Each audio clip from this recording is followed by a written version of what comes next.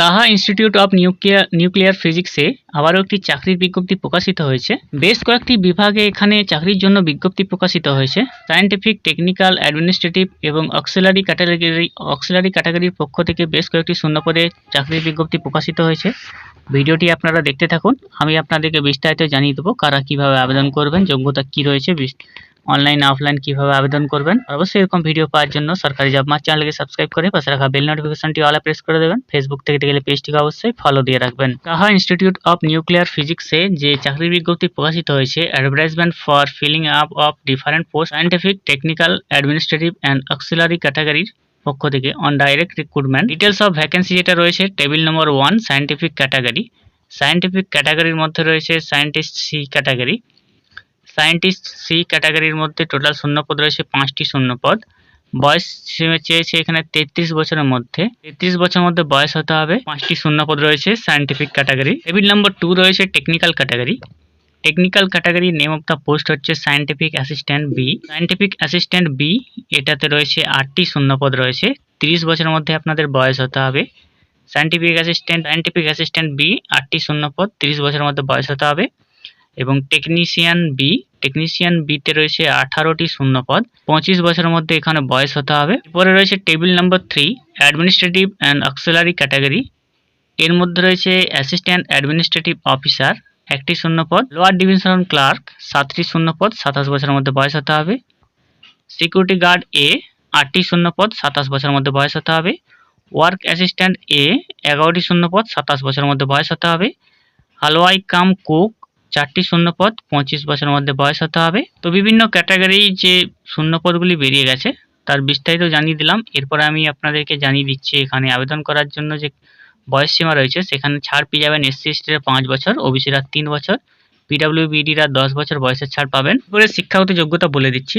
Scientist C এর জন্য MSc থাকতে হবে ফিজিক্স বা অ্যাপ্লাইড ফিজিক্সে, অথবা এমএসসি ফিজিক্স, অপটিক্স, ফটোনিক্স এবং এমএসসি ফিজিক্স বা ইলেকট্রনিক্স যে কোনো ইউনিভার্সিটি থেকে, এবং প্রত্যেকটি ক্ষেত্রে এক্সপিরিয়েন্স আপনাদের লাগবে। টেকনিক্যাল ক্যাটাগরির মধ্যে সায়েন্টিফিক অ্যাসিস্ট্যান্ট বি জন্য ডিপ্লোমা থাকতে হবে computer software technology, diploma in computer software technology অথবা কম্পিউটার সায়েন্স অ্যান্ড টেকনোলজি, 2 বছর এক্সপিরিয়েন্স।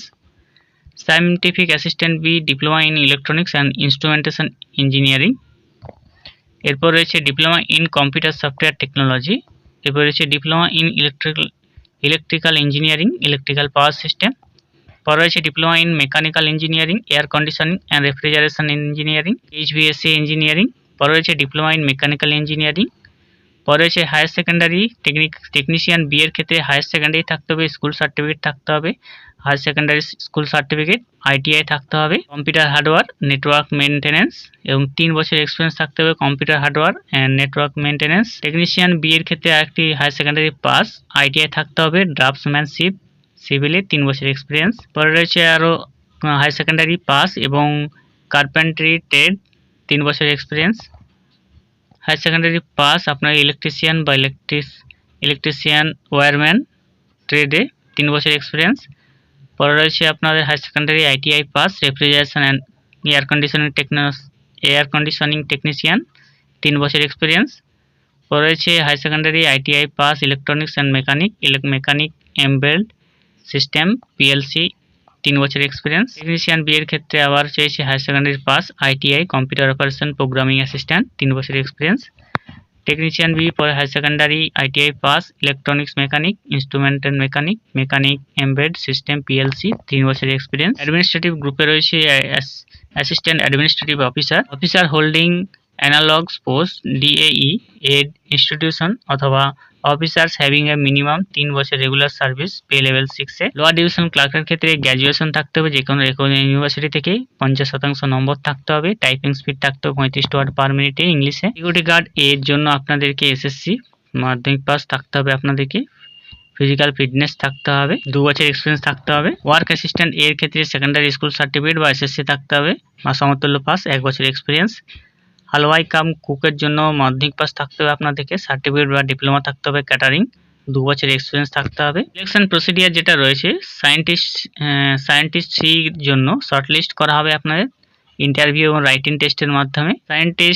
সায়েন্টিফিক অ্যাসিস্ট্যান্ট বি এর ক্ষেত্রে রাইটিং টেস্ট হবে, তারপর ট্রেড টেস্ট হবে আপনাদের। টেকনিশিয়ান বি এর ক্ষেত্রে আপনাদের রাইটিং টেস্ট, ট্রেড টেস্ট হবে। তারপরে লোয়ার ডিভিশন ক্লার্কের ক্ষেত্রে writing test, skill test. Security গার্ডের ক্ষেত্রে ফিজিক্যাল ফিটনেস টেস্ট এবং রাইটিং টেস্ট। ওয়ার্ক অ্যাসিস্ট্যান্ট এর ক্ষেত্রে MCQ based writing test. Halwai কাম কুকের ক্ষেত্রে রাইটিং টেস্ট এবং স্কিল টেস্ট। আবেদন করার জন্য যে অ্যাপ্লিকেশন ফি দিতে হবে, অ্যাপ্লিকেশন ফি লাগবে 500 টাকা আবেদন ফি। 500 টাকা আবেদন ফি লাগবে সায়েন্টিস্ট সি এবং অ্যাসিস্ট্যান্ট বি ক্ষেত্রে। অন্যান্য পদের ক্ষেত্রে লাগবে 300 টাকা আবেদন ফি। যারা এসসি এসটি রয়েছেন, পিডব্লিউবিডি রয়েছেন, তাদের কোনো আবেদন ফি দিতে হবে না।